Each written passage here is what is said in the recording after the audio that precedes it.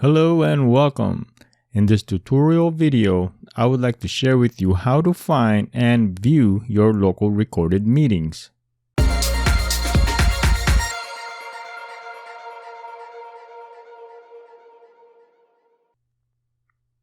Open and sign into the Zoom desktop client,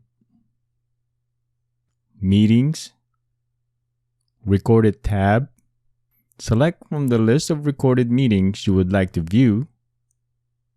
Open will open the location where the recording is stored in your computer. Play will play the video file. Play audio only will play just the audio of the recording. Delete will delete the recording only from Zoom, but the files will stay stored on your computer.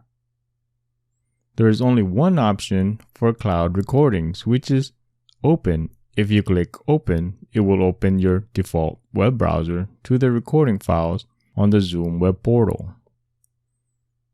To change the location of the local recordings on your computer, click on your profile picture, Settings, Recording.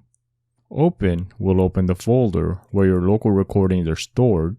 Change will give you the option to choose a location where you want local recordings saved.